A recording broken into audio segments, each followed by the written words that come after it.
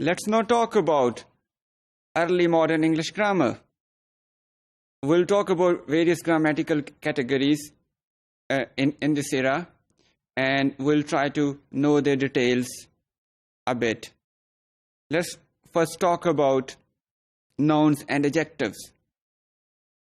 The use of apostrophe in genitive singular, which is also known as possessive case, was not common. It was optional in 16th century, but by the advent of 17th century, it became very common.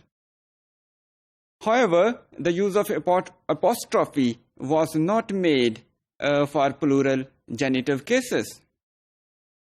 Similarly, in Middle English, the genitive group was a separate construction. Adjectives. There were three more popular forms of adjectives in this era. For example, easier, more easy, and more easier. They were all common and acceptable in this era. The rule which governs the making of various adjectives, for example, the use of R and EST est for monosyllabic words and more and most for polysyllabic words, became later in the 17th century. Pronouns and determiners. In the second person, by 16th century, ye was no more an option to replace you. You was being used independently.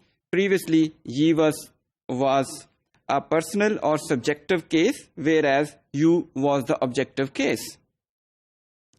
The relative pronoun that also remained common in this era. However, there were other substitutes for this. For example, we had which and who. In case of verbs, the use of though declined during this era.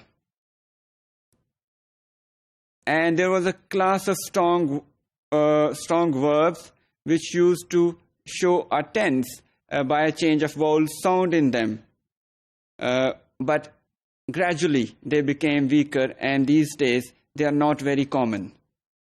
For example, we have creep, crope, cropen, help, hole, holpen. So by the change of vowel sound, if you have a look at them, we can identify the change of tense here.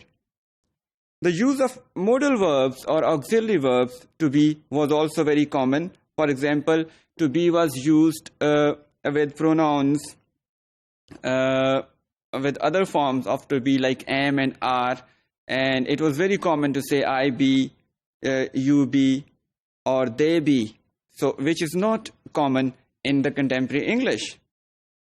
Similarly, the perfect of intransitive verbs continued to be frequently formed by to be form instead of to have. The prephrastic use of the verb to do in all kinds of sentences was also common.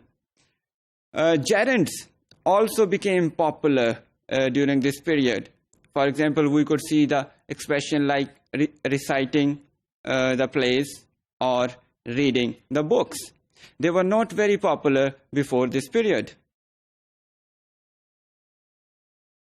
Adverbs without the ending "ly", which is very popular in the adverbs of today's English, were popular at that time. We could find the frequency of adverbs without "ly" form.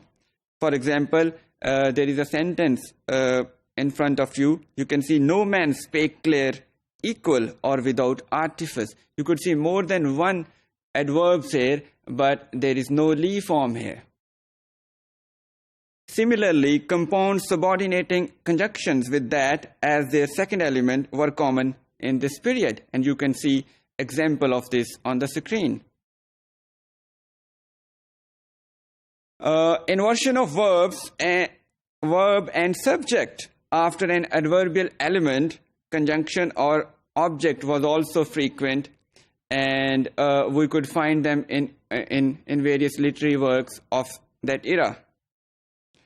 An interesting feature of the English grammar of that era was the use of multiple negative. It was not uncommon or unexceptional to negate more than one thing in the same sentence.